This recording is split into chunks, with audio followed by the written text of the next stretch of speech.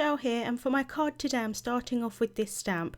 This is the floating chevron stamp from Create a Smile, and I'm going to use my Misty just to stamp it out. I find it quite helpful to use the Misty with these kind of large backgrounds.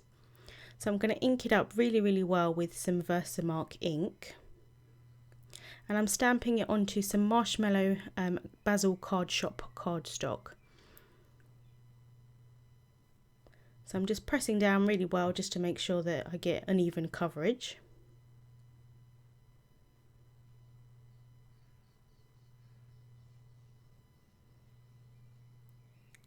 I'm then going to take this Wow embossing powder, and this is the Clear Matte Dull, and I'm just going to apply that over the top.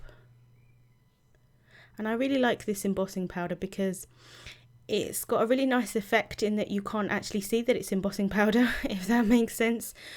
Because it's matte, you can't really see it, and I do like that effect, especially when you use it with resist techniques, what I'm going to do today.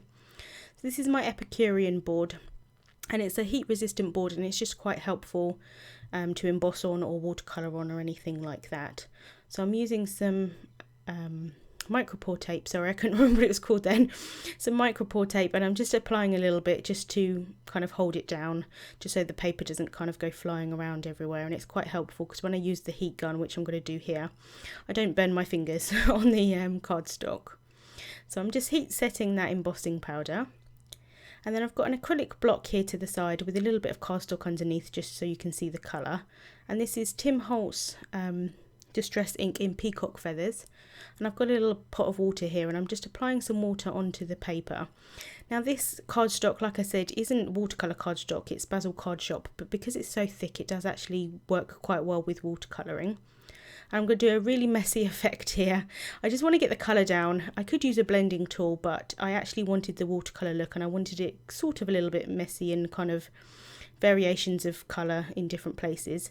So I'm making some splats of the darker colour, and then I'm also making some splats of just water, and it will just kind of blend together and I think look quite nice. I've then taken this Hero Arts die, and this is the Hello Stamp and Cut set, and I've cut out the Hello die onto some black cardstock, and behind it, I don't know if you can see here, I've got some stick it paper, and I run that through the Cuttlebug with the die, so it applies all of the adhesive onto the back, and it's really helpful because you don't have to worry about sort of getting excess liquid glue around or anything like that. It's completely adhesive. So I'm just popping out the little extra bits in the Hello die here, and I use a little stylus tool for that. I just find it quite helpful. So it's a little bit difficult to see here because it's a bit dark, I do apologise, but I have got another one of the Hello dies at the bottom, so I've cut it 3 times, and I'm just applying the 2 on top of the third one so that it's 3 layers high. So I'm just making sure that it's kind of straight here as I'm sticking it on. And then I'm going to set that aside and work back onto my watercolour panel here. So I've got a tissue here, and I'm just wiping over the top of the embossing powder just to kind of get rid of any excess that was on it. And then I'm taking a Simon Says Stamp stitched circle die, and I'm going to cut this watercolour panel out using that circle. So I've got a little bit of micropore tape there again, just holding it down, and then I'm going to run that through my Cuttlebug. And it's quite helpful because if I've had any warping on the watercolour piece, it will flatten out a little bit going through the Cuttlebug as well. So now I've got a 4-bar note card here. I quite like this size. It's 3.5 inches by, well, mine's 5 inches. Technically 4-bar is 4 7/8, but I've gone for the 5 inches. And then I'm sticking it down with some Tombow Extreme adhesive here. And I'm just sticking that down onto the panel, onto the card base actually, sorry. Just making sure that's straight, and then I'm going to push down.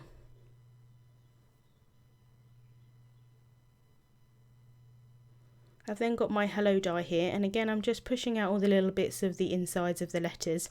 I find it quite helpful to do that while it's still on the sheet. And then I'm just going to peel that up. And as you can see, it comes away from the stick it paper quite easily. I'm then going to take a pokey tool and I'm just going to go around all of the letters just in case there's any of those little bits of cardstock hanging around from when you've die cut. And then I'm using my tweezers here just to place it down onto the watercolour piece.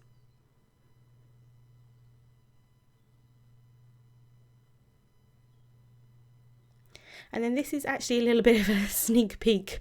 I will have another video for Create a Smile tomorrow, and you'll see these enamel dots in a little bit more detail. But these are new enamel stickers, and I thought I would use the little chevron ones just to, as you know, coordinate with the chevron stamp. And I'm just applying 3 here. Again, I'm using my pokey tool just because I find it quite helpful, just as a little bit more precise placement. So I'm going to add 3 little chevrons there, and then I'm going to add another 3 just to the top. And this colour coordinates really well with the peacock feathers ink actually. I'm really quite happy that it coordinates quite well.